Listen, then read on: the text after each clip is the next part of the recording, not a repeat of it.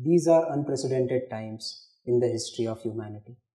These are the times when you really have to look closely to find someone who hasn't been affected in the last 18 months. So what is the coping mechanism for all of us? Well, to answer this question, today we have Mr. Yogesh Patgaonkar who's with us. Yogesh is not only a master certified coach, but he has also held positions of importance in several large organizations. But the best part about Yogesh that I feel and I understand is that he always gives away some hacks, something which is extremely actionable and something that you can take home and start doing today. So welcome, Yogesh. Hey, thank you, Abhi. Always great to be talking to you. Always a pleasure. So Yogesh, my first question was, honestly, when I got to know that we are going to cover resilience as our topic, I was slightly surprised because knowing you, I know that you can speak on a lot of subjects. But what made you choose resilience? I mean, why is resilience so important in today's times? See, I think as you very rightly said, Abhi, these are unprecedented times. I don't remember last time when I was worried for health and well-being of my family for such an extended period of time. And when I'm talking about myself, that is true for everybody. Now, resilience, if you really look at the definition of resilience, and I always like to go back to the school book definitions, okay, because those are very precise definitions. Resilience actually is defined as a quality of matter to come back to its original shape after being bent, stretched, and things like that. Or in simple words, your ability to come back to your original self after you go through the stress.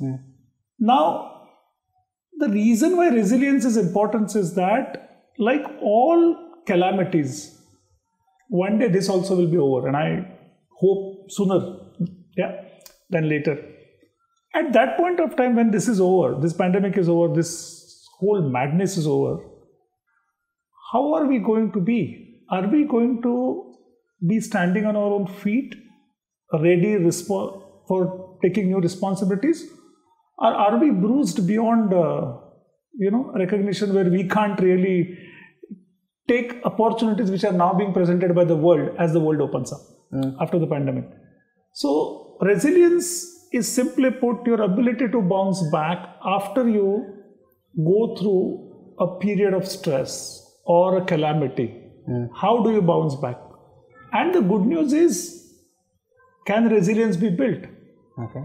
Or this is always a question. We always have loved these questions. Are leaders born, or can leaders be made? Is resilience, born? Or the good news is that resilience can be built by a few simple steps. And I think let's talk about it. The whole idea is not to make this session theoretical, but can people start doing something tomorrow onwards?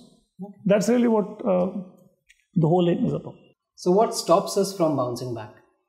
Interesting. There are multiple things that you can talk about what stops you from bouncing back. But I'm going to talk about one overarching thing which according to me comes big time in a way of being resilient, a way of being supple. Okay. And that one overarching thing is that how am I being perceived by the world?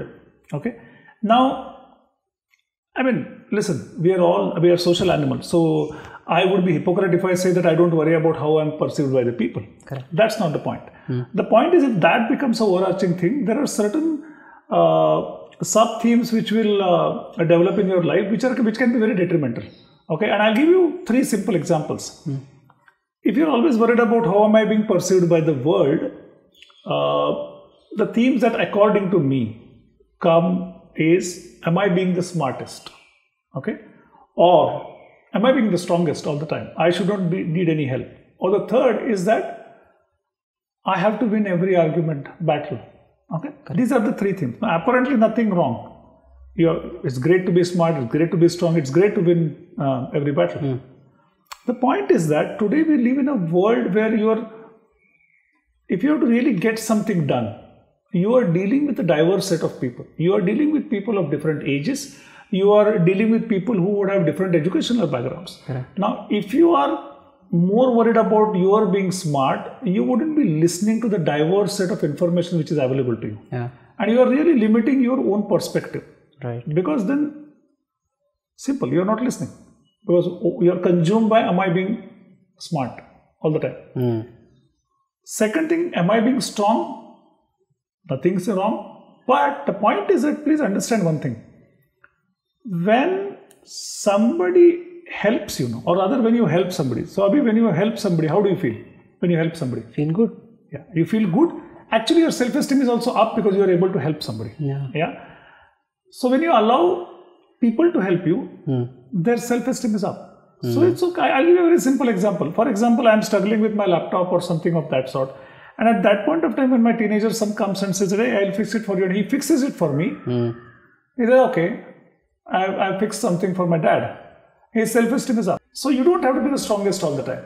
The third thing is that if you decide that I have to win all the battles, or I have to win all the everything, every time I have to win an incident or a transaction, what happens is that there are two risks which happen.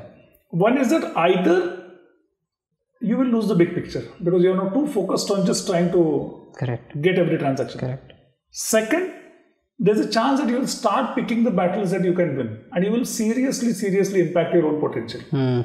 So, in a nutshell, if this whole theme of how am I being perceived by people, if it consumes you, what it does is that you actually limit your perspective, you limit your social ecosystem, and you are actually restricting your potential. And that, to my mind, is a big hurdle which comes in the way. That's very interesting. In fact, I can resonate with it completely because even I have been in situations where, you inherently feel that you have to be the smartest person in the room. And then after a point, it doesn't become like a rational, you can't come to a rational agreement with the person in front of you. And that's when, really there is a big loss in whatever that you're doing, maybe relationships or business or whatever. Absolutely. So I think the next natural question that comes to my mind is, so as soon as you spoke about the three themes, right? So as soon as you understand that, okay, you are falling in one of these three themes, what is it that you can do? There are two things. I'll answer it in two parts. One is there is something tactical. There's this brilliant book called Crucial Conversations, and I would recommend everybody to read that book. And I'm just picking some cues from that. And what it says, I just love the one piece. Every time this happens to you in a conversation, you know your adrenaline rush is there. Every time you are trying to win an argument. Correct. Just take a step back and ask yourself, what do I really want? What do I want from this relationship? And what do I not want to happen? If you really just take a step back and think for a minute for that, you actually are sorted out. You can actually get settled as you are in the conversation, because these are very natural tendencies to come over. It's nothing that, while I'm talking about this, do these things happen to me? Obviously they happen to me, right? So that is when you are in a conversation. On a little longer term perspective about how to build resilience, and that's what we are discussing today. Yeah. To my mind, there are four major building blocks. One is your vision. Second is your optimism. The third is your vulnerability. And the fourth is discipline.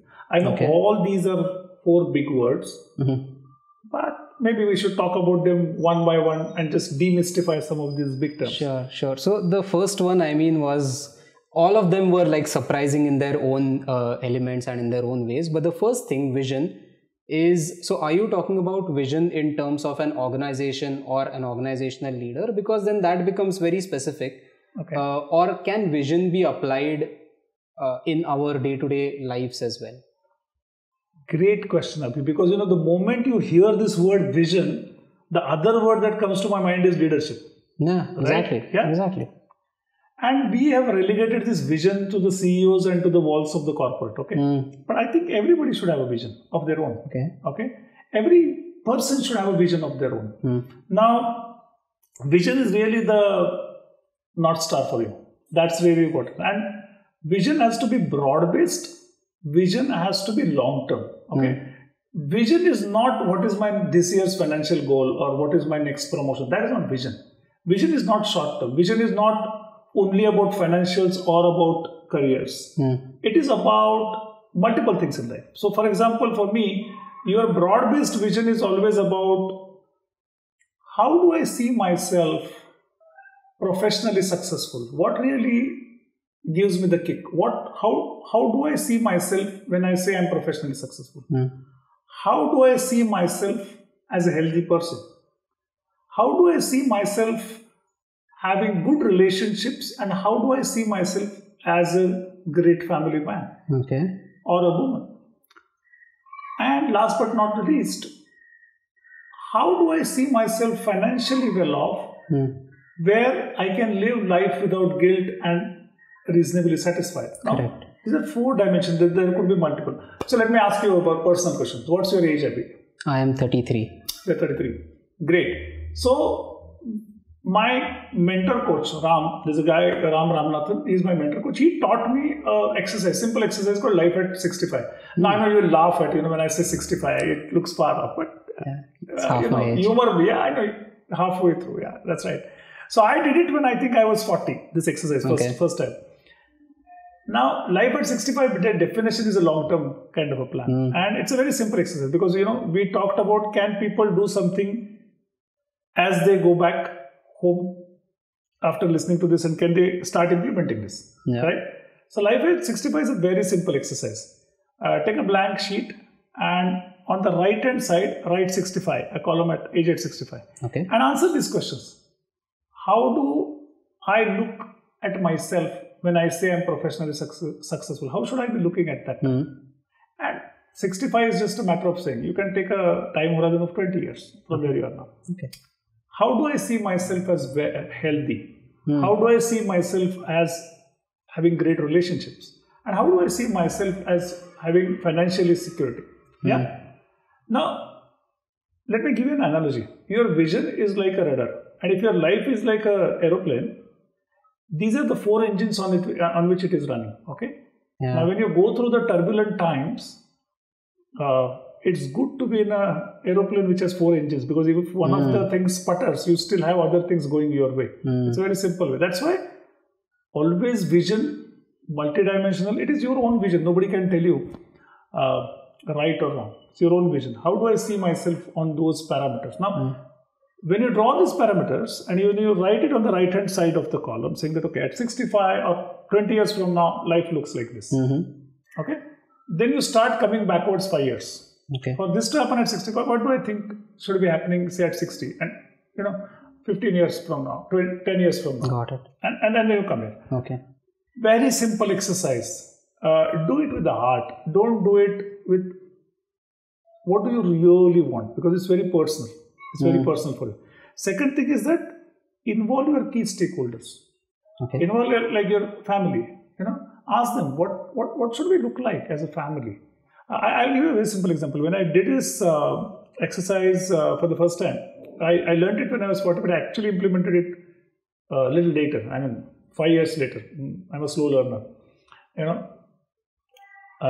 So I said, okay, let us involve the family. My daughter was 17, my wife, me, my daughter was 7, and my son was 7. But I said, okay, as a courtesy, I need to, include him. But I was saying that was all I thought. And when we started talking about it at, what should it look like and stuff like that, he said, something? We should always have one meal together. I need half an hour from you. Now, incredible kind of stuff. Maybe I should have known this, but he was saying it, and it your suddenly... Your son said it is 7. And suddenly I said, oh, okay. And that had an impact on how I define my family life. Keep it very simple, very visual. Vision as a word to my mind includes visualization. So you visualize, how do I look like, say for example, professional, successful, right? For example, Abhi, 20 years from now, I should be considered as one of the top 10 marketeers in the country, right? I should have perhaps written one book, and that's your professional, whatever it could. Healthy, I should be able to walk 5 kilometers or run 5, whatever it is. What is your goal of relationships? How much time should I be able to spend with my family? How should I be spending that time? Financially, what should be there in my balance, and what kind of assets should I have? Do that and start coming backwards. So the vision, multidimensional, long term, it really keeps you going. Correct. Now, why am I harping so much on multidimensional and long term? I'll tell you what happens if you have a short term vision and if you have a single dimensional vision. I know I'll sound like a dinosaur now, but I started my career in '93, in the IT industry. And that was a very, very peculiar decade for the industry.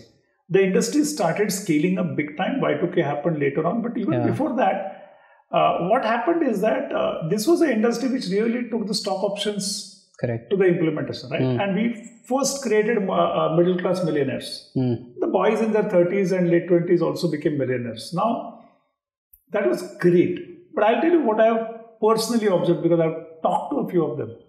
Now, if you had a vision only about a financial goal in life, and that was your purpose about it, this is the money I want. Now, what happened is that it got done actually. Now, the people who did not have a multidimensional vision, they just had no clue what to do now. In fact, some of them actually spent the time just more worried about how do I now preserve this, rather than living life, rather than learning something, achieving new things. So, unidimensional, short term, this is the risk that you run, because suddenly your life can have vacuum. The other, if you see on a completely different topic, the people who really think through their retirement and have different parts of life live much better life. But if there are people whose job is everything for them and there's no other life, suddenly they face vacuum. It impacts them physically, health-wise. So multidimensional vision has to be there. Short-term and long-term, right? I already talked about what happens. Suddenly your vision is achieved. Now I don't know what to do. If it is not achieved, and if it is short-term, and if it is unidimensional, now what happens? So there was a guy called Viktor Frankl. Viktor Frankl was basically, is famous for writing the book Man's Search for Meaning. Right? Medical professional, survived concentration camp for 3 years. Now, surviving concentration camp for 3 years is worse than surviving a pandemic, right? But there is somebody out there to kill you actually. Looking at every opportunity to raid, he survived. Now, he narrated a very interesting experience. Some of the people were in a relatively good shape, even in a concentration camp. And as the war dragged on, and there started the rumor saying that now war will come to the close. So people said, now war is coming to the close, we will be free. Now, some of them somehow had put that date of, they said, this Christmas we will celebrate at homes, at our homes with our people. And they were all right till the Christmas came. But unfortunately, they were not free after the Christmas. And after that Christmas was gone, Viktor Frankl says that their health started miraculously deteriorating because they just lost hope. Because now they had put a very conditional, short-term kind of goal as a vision. Whereas Viktor Frankl himself saw himself as educating the world on psychology.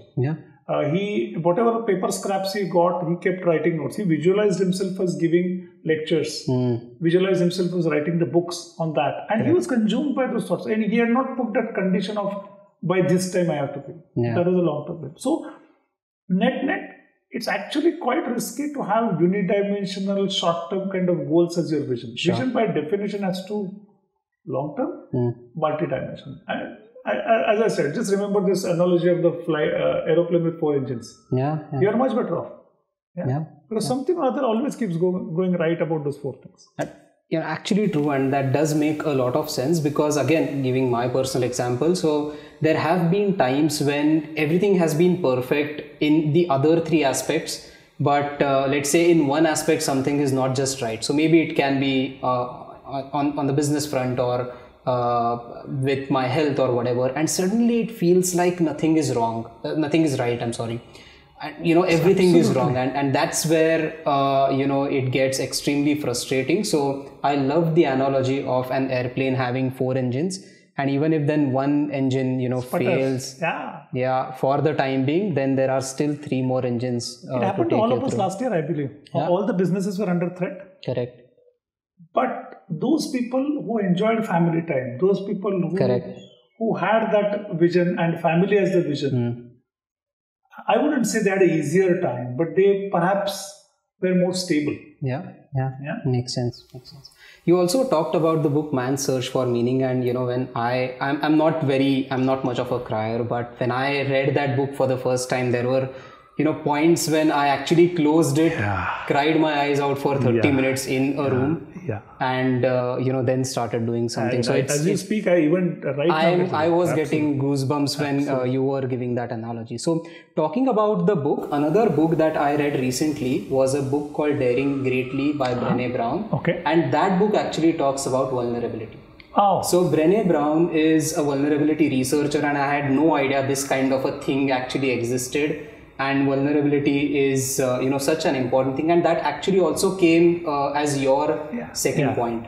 So I mean, why vulnerability? Don't you think vulnerability is actually the opposite of strength or being strong? And so if we are talking about resilience, why is it so important to talk about vulnerability at the same time? Vulnerability helps you for resilience almost sounds like an oxymoronic statement. Exactly. But let me explain you first what is vulnerability. Vulnerability, to my mind, is just being honest to yourself and to the world. Okay. Unfortunately, many of us have been brought up on this whole philosophy that if your emotions are visible, it is a sign of weakness. But emotions are excellent data point. Emotions are honest feelings that are there, and you need to acknowledge and express them. So let me give you a very, very simple example of why vulnerability is a strength. For the last almost a decade, while I was still in my corporate career, I've been doing this workshop on helping line managers to become people managers. And one of the questions I've asked for people across nationalities, age groups, domains, industry verticals, whatever. One question I ask them is that if somebody comes to you, okay, let me ask you that question rather than telling you a story. So if someone comes to you, Abhi, and says that, this is my problem, this is my weakness, what is your reaction? What would you do? I would probably empathize with him. I'd probably try to help him in some way or the other. At least I'll try to not to, make the problem even worse than what it is right now. There you go. Now, the beauty is that this is exact answer, or the variations of it, is I've got from now close to 1,000 respondents. Okay. And the workshop that I do is in a safe learning zone. So I have a validity of, I'm pretty sure about the validity, reliability of that answer. All of these incidents, 10 years, nobody has said, that, if I see somebody's weakness, I'll take advantage of it. Okay. At best in this 10 years, I remember 3 or 4 times some people said, it depends. That was the best guarded answer. But otherwise, nobody has said that. The point is that when I come to you and tell you that, Abhi, this is my weakness, first thought that comes to your mind is, okay, Yogesh is trusting me. Correct. I can't break his trust. Okay, I can help him. And as I told you some time back, that when people help you, they feel nice about it. Their own self-esteem is up when you help somebody. Now, the other question I asked people is that if you would help the person, why would somebody else do something different to you? Because then we have this feeling, no, I will help somebody, but I'm not comfortable talking about my weaknesses or talking about my problems because somebody may take advantage. Correct. Why? I mean, while you are unique, you are the sample of the same population that we are talking about. So if people, you wouldn't do it to people, people wouldn't do it to you. It's a very simple principle. And we add a lot of stress to our lives by not being open, by not being talking to saying that this is what I'm struggling with. I'll tell you, to my clients, and the general assumption is that you need to be very smart in front of your clients and stuff like that. But whenever we are discussing a problem, we are discussing a solution. And if I come to a conclusion when they ask me, if I don't know, I say I don't know. Now, whenever I am saying I don't know, there could be a risk of somebody saying, "Oh, what an idiot! I may lose my money or business." But if that flow of conversation is extremely intense and honest, and when I say no, I'm not sure I can figure this out, there's actually a very, very wonderful reactions I've always got. Okay, how much time will you take to learn? And they're okay with that. I'll give you a very simple example. I'm an HR person, but I shifted to sales out of my own passion. I decided to sell technology. Now that's the biggest joke. I know you're smiling. My understanding of technology is a big joke, but I was selling technology in 3 countries. now, first couple of months, I tried to be the smart guy because somebody told me that, they should not figure out that you're not an IT sales guy. So I tried to be, I don't know what I was trying, but I tried to be a smart guy, whatever that means. And nothing happened. Okay. Then one fine day, I just sat there frustrated. I said, am I ashamed of my background? Why am I hiding from people that actually my background is HR? I don't understand. What's a big deal about it? So out of sheer boredom, best of the discoveries are accidental. Yeah. So out of sheer boredom, I started telling them, actually, I don't understand technology. I'm an HR person. And something very unexpected and funny happened. My clients used to be the CIOs or CTOs of the company. Right? Yeah. So they said, you're an HR person? Okay. This is my KRA sheet. This is my goal sheet. Can you just guide me on what should I be doing? Just imagine. You're a vendor sales guy and your client is opening his goal sheet in front of you saying that, can you advise me? So again, just be honest to the people. Just be honest to the world and they appreciate it because everybody is gifted with that whole sense of whether this person is talking honestly or not. I'll give you a very simple example. You have a daughter? Yeah. 2 years she's? Yeah, she's 2. So when she's 3 or 4 in India especially, a very funny incident happens. Nowadays, because of pandemic, people are not visiting. Right? Whenever guests visit you, out of good social conversation, they ask the child, what is your name, which school do you go to, and what do you do, and stuff like that. Child answers if the child is in good mood. But child, if it's in the element, would refuse to answer a single question. Yeah. And then parents become very awkward and they try to explain, no, generally she answers, but today... Actually, the child is saying, the bugger has no interest in what is my name and which school I go to and which poem I can... Why should I answer? So even a child is gifted with that sensor about whether you're honest or not. So in a conversation, you're very honest, you're upfront about it and you're going with the flow. It helps. Okay. That's vulnerability. That's being just open. So in a very simple term, vulnerability is just being honest, being open to people around you. Now, what is the vulnerability in terms of being honest to yourself? Okay.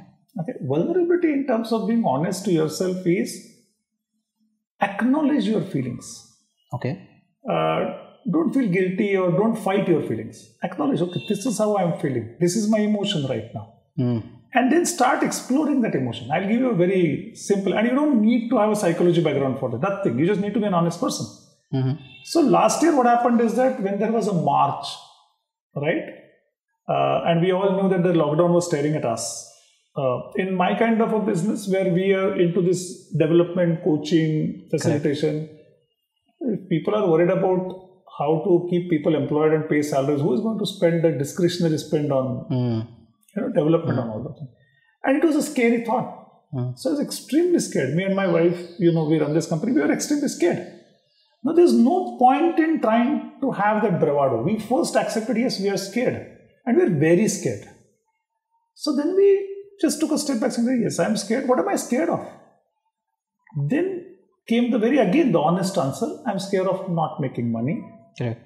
I'm scared of, so much I have done in front of my customers, the portfolio that I've built, we would be suddenly off the radar from the customers and the whole body of work can really just, vanish. In a sense, the fear of not being in touch with your clients, the fear of not making money. Now, fear of not making money, realistic.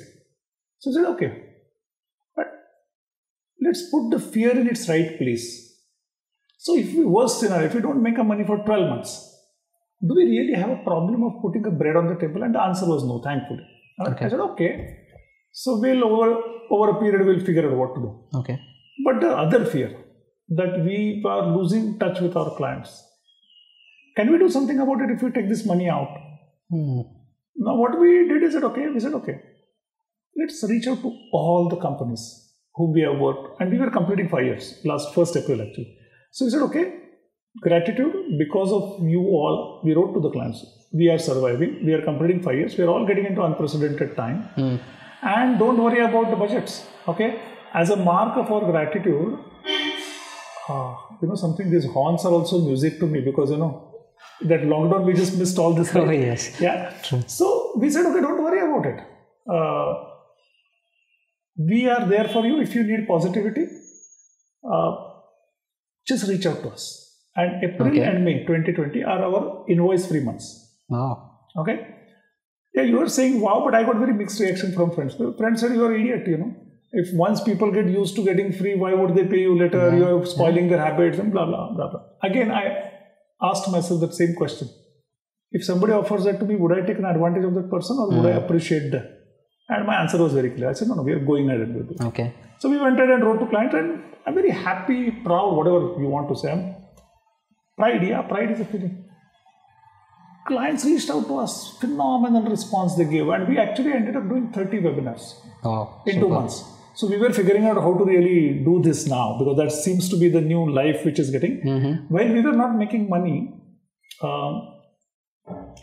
we were in front of our clients. So that part of the fear was addressed. And our work actually started May onwards. End of May onwards, which I thought wouldn't start till August, September, October or something like that. Right. So coming back, vulnerability means being honest to the others that we talked about in the first part. Being honest to yourself is acknowledging your emotions, understanding your emotions, asking yourself some very simple, okay, am I scared? What am I scared of? If you ask an honest question, you'll get an honest answer. Correct. And once you get an answer, there's always something that you can do about it. Okay. And that really helps you to stay optimistic, remain optimism. Yeah. Correct. And that's how it really helps the resilience. Exactly. So that was my next question. Vulnerability is a very weird feeling, the feeling of being naked and someone can take advantage of you and stuff like that. But still you sounded like it was doable. Okay. Being vulnerable and being okay with it was doable. Is it because you are optimistic as a person? And I'm also asking this question because you mentioned optimism as one of your important building blocks towards resilience. So I'd love for you to talk about optimism. As you were speaking, something different came to my mind. I have no problem being vulnerable because I always knew I'm not that smart. Okay, so vulnerability has never been a problem. It's just been, we say, oh, this is how it is. Yeah, and I always add this thing, take it or leave it. I mean, I will always give my best shot, but I'm not here to prove anything to you. All right. So vulnerability has never been a problem. I never felt scared of vulnerability in a way because I always got phenomenal advantage of it. And as I said, it helps optimism, and optimism is your question. Sometimes, what is optimism? Sometimes optimism, again, the definition is a general feeling that the world is moving to the better direction. That's a very simple philosophical definition of optimism. Okay. Or the other way of looking at it is that optimism helps you to pick up what is the most positive outcome of anything that is happening. Okay. Many a times optimism and hope can be interchangeably used, and I also use it while speaking. But hope is something, external to you.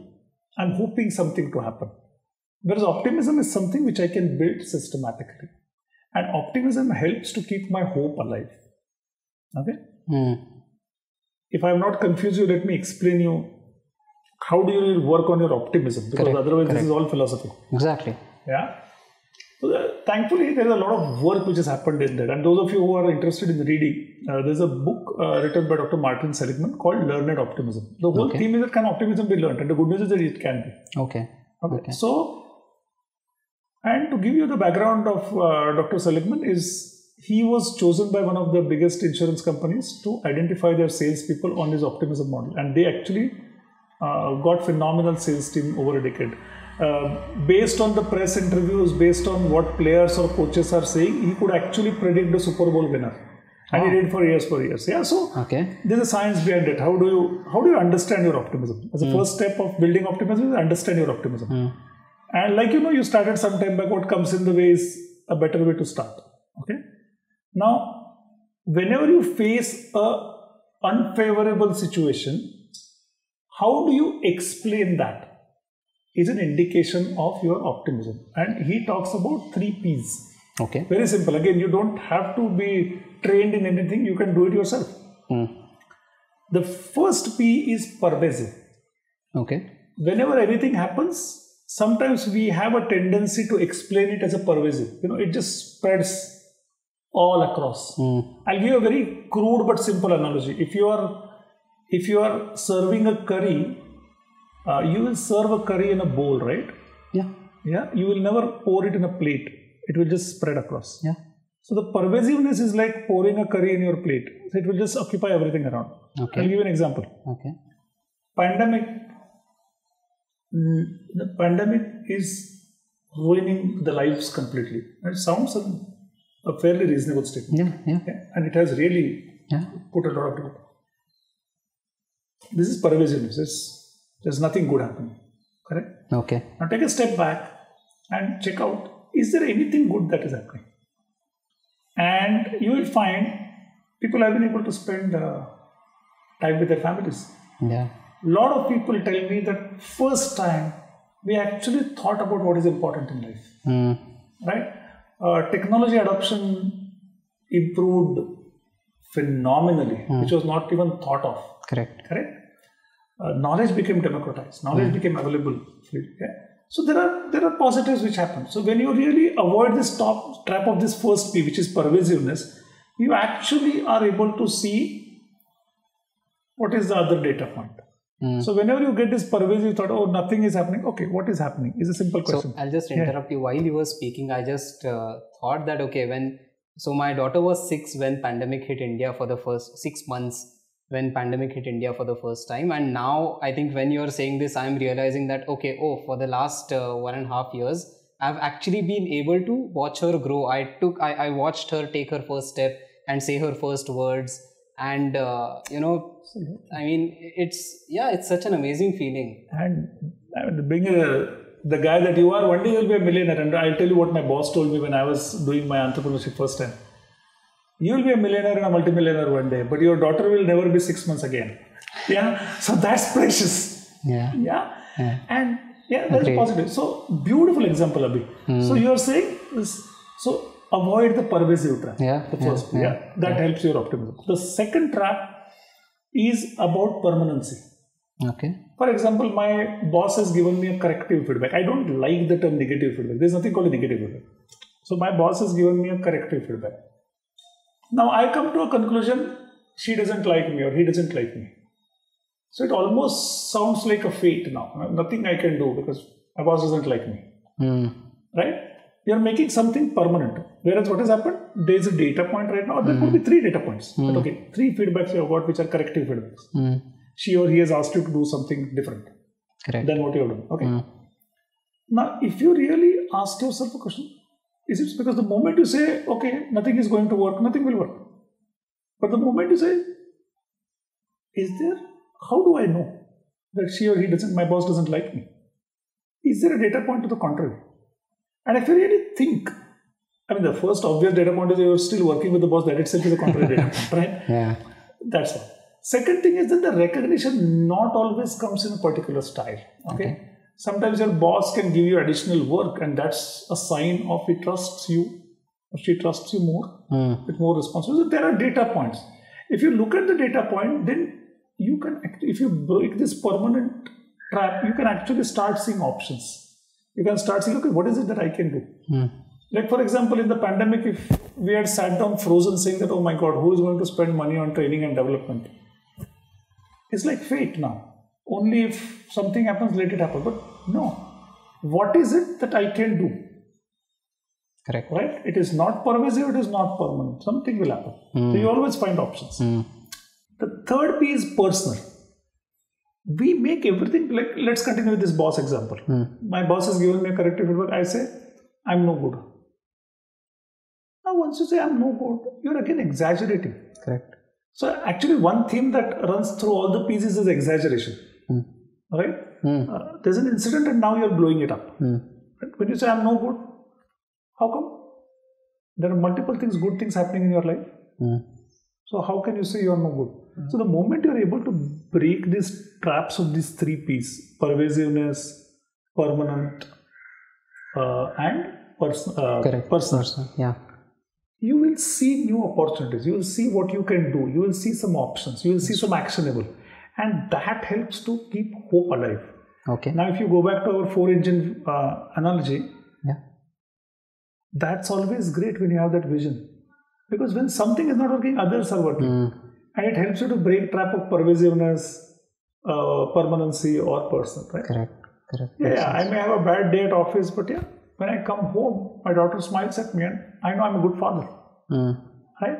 So I will never make it personal that I'm no good. Sure. Right? So this is one piece of optimism. If you really look out for these things, you can start it today. Am I making things pervasive? And remember this crude analogy of pouring a curry in a plate, right? Rather than taking it in a bowl. You have to keep things in those bowls. So not to make it pervasive. Am I making it permanent? Am I making it personal? When you do that, your hope is alive. You are more objective. You are more optimistic. You are saying that, okay, there's something that I always can do. And that's all optimism is all about. Got it. The second piece, what helps your optimism is gratitude. Okay. So funnily enough, all religions and all civilizations across the world have talked enough about it. But I don't know, nowadays talking something which is a tradition is not cool, right? Whereas everybody talks, what is a gratitude? I'm just being grateful for what I have. See, ambition is fine. We all have ambition and we need ambition, so it helps us to go further. But why can't you enjoy where you have reached? Our biggest fear is that now I'll become complacent. Correct. But no, just enjoy. Just be grateful for where you are.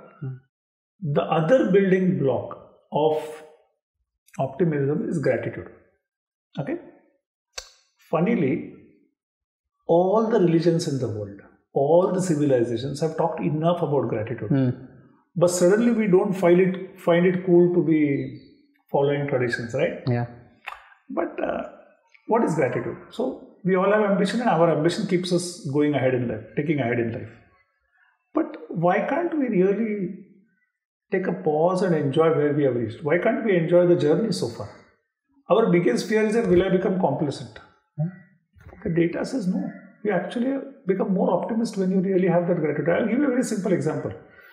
I used to run HR for a IT company and we had a 10-acre campus. Okay. And on the 10-acre campus, what we said is that we have to, if we are doing an annual day, we have to really call people in 2 slots or something. We said families, only spouse and children. Because we had to contain the crowd. Correct. And then what that happened is that a lot of our youngsters could not really get their parents. Many of them are, are not married. So this is not fair to us. So my team came up and said that we will do a parents' day. I said, are you crazy? Are we running a kindergarten? What do you mean by parents' day? I said, no, we'll do it. I said, okay. I don't know, but go ahead. So we again did another event and where we called parents. And funnily enough, 700 parents came. Okay. And I was like surprised. And we said, okay, we're doing it properly. So all of us who were in the leadership team were out there to greet the parents of our associates and meet them. And if somebody, wanted to have a chat with them, coffee with them, all that was happening.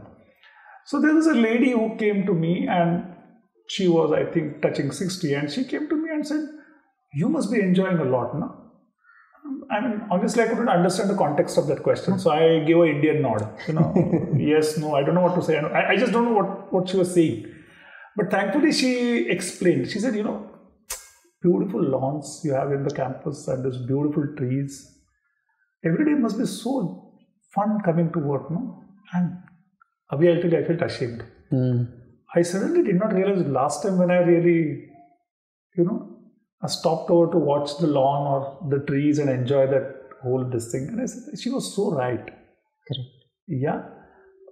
We take a lot of things for granted. I mean, the last pandemic has taught many that if you can put a food on the table twice a day, you should be grateful.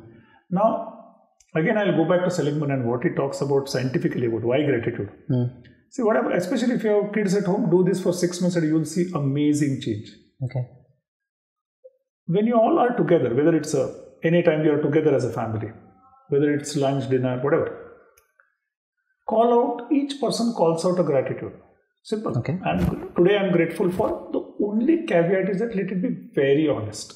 Okay. Even if it is very simple. And it can be something like, I got to talk to my college friend today. I'm grateful for that. I got to wear a shirt which was lying for so much time. I'm grateful. just let it be very raw, honest. Okay. And everybody calls out. So if you have a family of 4, there are 8 gratitudes called out. And you do it without a break, you will see the magic. Not only with your kids, with you. What happens is that, see, understand, in today's world, a negative thing becomes a news. Correct. I'm not blaming News Channel. They are doing an amazing job. But reality is that news are negative. Right. A lot of things, what is not working is there. Correct. When we talk in the corporate world, we also talk about, as leaders, we first focus on problems naturally because we need to solve. So, we don't take cognizance of what is working well for us and around us. Now, if you start doing that, now what happens to your children is that they are seeing all this, There are so much of negative data points which are happening in life, while even conversing, we talk about politics, we talk about this, so much is happening, news items are there. Now, when you sit and talk about gratitude, each family members, what happens to the child is getting a continuously data fed day after day, day after day, day after day. 7 or 8 good things are happening every day. Okay. And it just has an impact which you should, yourself experience. Okay. We have done it. And when my son was small, if we were in a hurry and we started having our meals, my son would say, stop. We have not done our gratitude. And that time I realized how much important it is, especially for the kids. Nice. And if you do that, the gratitude always is positive. It always gives you a hope that not everything is broken. There's something working well. There's something working nice. And I stick to that. Okay. So, amazing. Again, optimism is those 3 P. Yeah. And the gratitude. So, avoiding the trap of those 3 Ps and then building your... practice gratitude. Okay. You will build a muscle of optimism yourself. Nothing complicated needs to be done. Okay. Super. And the last thing that you had mentioned as a building block for building resilience is, I found it odd man out, is discipline. So would you like to elaborate a little bit on that?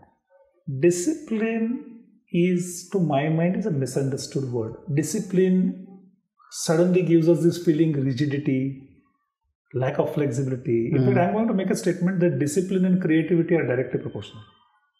Okay.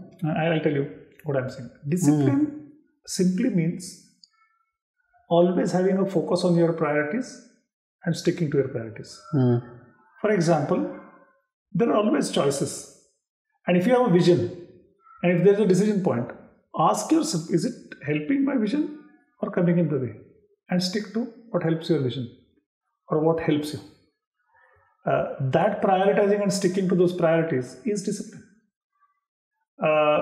You don't pamper yourself by breaking discipline. Like, for example, if I say that I have to be in front of my clients, I will be. I wouldn't pamper myself saying that, no, what happens if I, if you have decided a certain thing, you stick to it. That is discipline in simple words. Okay. Now, when you follow discipline, you can manage time well. Because everybody, whosoever you are in the world, there are only 24 hours. Correct. The moment you really don't have this focus on what should I be doing and what I don't want to do. Okay? Or what is priority and what has to happen. You actually clear your day. And then the time is actually available for creative stuff. Otherwise, what happens is, it just keeps interfering. You are trying to do something and then there's a guilt running in your mind, but that is pending. And to my mind, guilt is the single most worthless feeling in life. I mean, it's a huge negative, worthless, detrimental kind of a feeling, guilt. When you are disciplined, you say, okay, these are the things I'll get out of my way. You have time for yourself. If you don't do that, what you do is that all the parts of life are like mixing with each other. And then what happens is that what gets sacrificed is not what is not urgent. Somewhere I read, this gentleman E. Sridharan, who was called a Metro Man of India. I was reading his biography titled Karma Yogi. And one very phenomenal thing which was mentioned is that we all know that all projects got completed on time and on budget. And he always left office sharp at 5:30, whatever was the office ending time. No. And so, and he had other interests in life in terms of music and stuff like that. So when you have a discipline, you don't allow any one part to overtake your life. What happens is that if you don't have a discipline, you will typically sacrifice those 15 minutes which you should be spending with your child. You would be typically sacrificing listening to that music which you have, downloaded it, but you have not now got time to think. And those are important things to my mind. But now your work will go and interfere with everything in life, or whatever you think is, bothering you will interfere in everything in life. So I just love this curry example. I know it's very crude and visually is absolutely non-appealing. That, if you lack discipline, it's like pouring a curry and allowing it to run all over the plate. Yeah. Curry per se is not bad, but now it is looking messy. Yes. Because it is spread all over. That's exactly what happens. So have priorities, stick to the priorities, follow your heart. Other myth people think is that, if I have discipline, do I not follow my heart?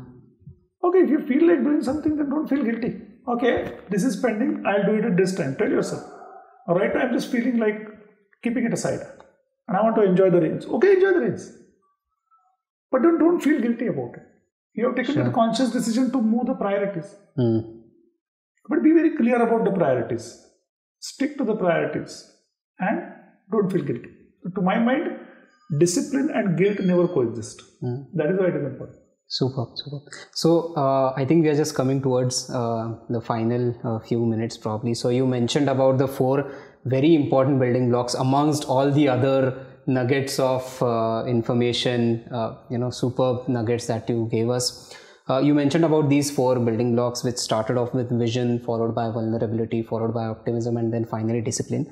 So how do you see all of these things coming together? And I think with that, we can wrap up the session. See, this is very organic. I mean, I just created these as separate 4 building blocks because you're living them. You have a vision. Right. That vision gives you priorities, which helps you to be disciplined. Okay. Your daily life of practicing gratitude and this thing helps you to keep being optimistic. And vulnerable is just being yourself. So this all is operational all through life. I mean, you don't really say that, okay, today is my vulnerability day. Other word of caution, vulnerability cannot be a strategy. Okay. You don't say, let me be vulnerable so that others will help me. No. So when people ask me, I've spent time in people functions. So people ask me, what is the best way to deal with people? And I say that, look, when I'm talking to somebody, I assume that person is reading my mind like an open book. Initially, this thought can be spooky because we are all told that, when you are negotiating, keep your cards close to your chest, have a poker face and all that. To my mind, personal opinion, it's all nonsense. Okay? When you are negotiating, when you are at a negotiating table also, the job is to together create more options. Right? And for that, if you are open, the other person is open. And we have a time limit. Otherwise, I can go on telling stories about how it works. Right? So, just be yourself. Don't take yourself too seriously, but just always have that vision. Okay? And make it visual, literally, if you can draw. Create a vision board, draw these things, create this life at 65 or life at 55, whatever you want to do, and then do this backward, involve your family, stick to your discipline. Whatever is important has to happen. What is non-negotiable? That is discipline. That has to happen. And that's about it. Just follow gratitude, look out for those traps of those 3. So it happens every day. And resilience happens. You live a happy life with resilience. Even when, if I were to borrow the term from your, my son's generation, resilience doesn't mean shit will not happen. Resilience means when the shit happens, you can still handle it well. Nice, super. So always a pleasure, Yogesh, and thoroughly enjoyed this conversation. And as much as it was fun and entertaining, it was so, eye-opening and so many new things to learn as always. So I feel rejuvenated really. Looking forward for this pandemic to end as quickly as possible. Yeah. But just in case If it takes a little longer, I think I'll be okay with it. Oh, so sweet. Well, lovely, sir. Thank you so much. Thank you. Thank you.